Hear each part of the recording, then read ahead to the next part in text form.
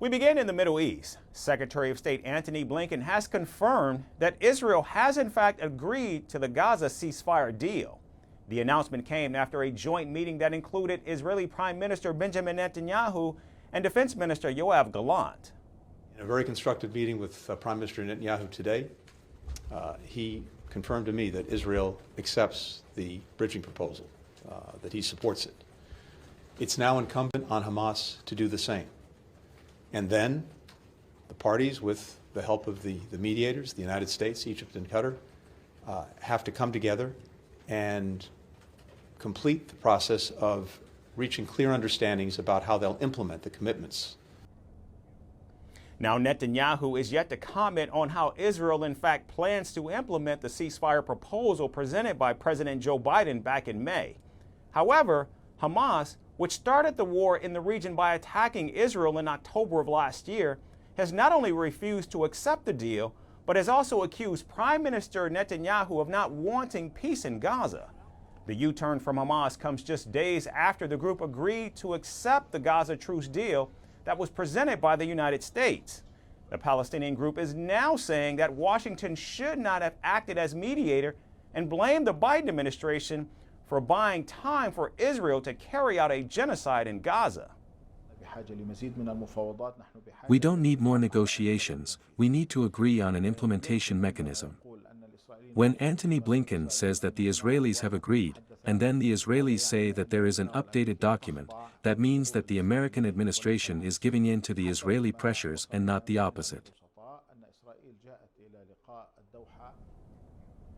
Now, following that statement by Hamas, Israel shot back as Prime Minister Netanyahu's office said the Palestinian group would not adhere to the ceasefire guidelines and the truce deal would crumble within weeks.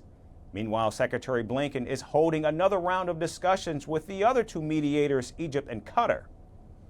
Here I'm going on to Egypt and Qatar.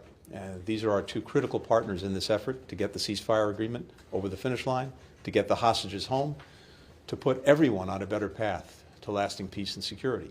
And so I look forward to consulting with President Sisi, with the Emir, Sheikh Tamim, with other critical colleagues in both countries on the immediate steps ahead, and in particular, what needs to be done to ensure that Hamas comes along.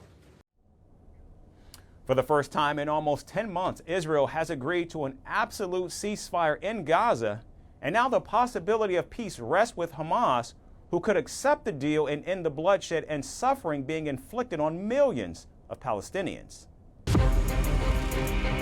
From impeachments to inaugurations, if it's a political story, we are on the scene. The race for the White House is heating up. Kamala, you're fired! I say, bring it on. If it's breaking news, we're live with the latest coverage. From the White House, the State Department, and Capitol Hill, we know the issues, but above all, we know the players to bring you the latest in-depth analysis on all the key stories that we're covering. I'm Eric Ham. Join me from Washington here on Firstpost America.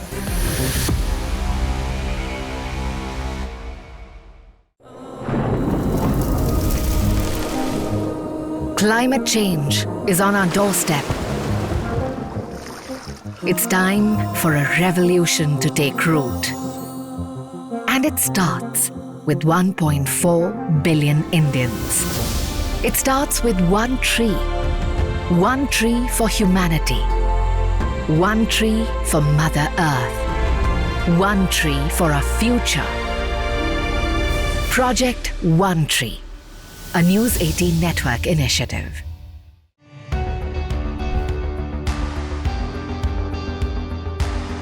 Across continents, one powerful news source.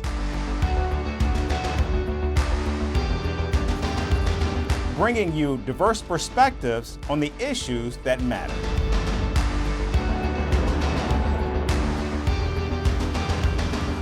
We go beyond the boundaries to give you that little extra about every sporting moment.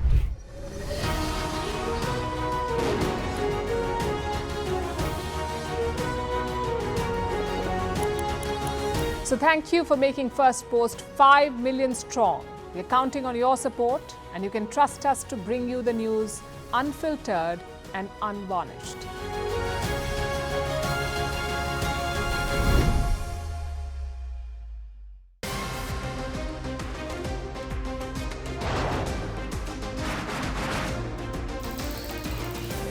On the show today, the T20 World Cup bandwagon has moved across to the West Indies. What can we expect from this?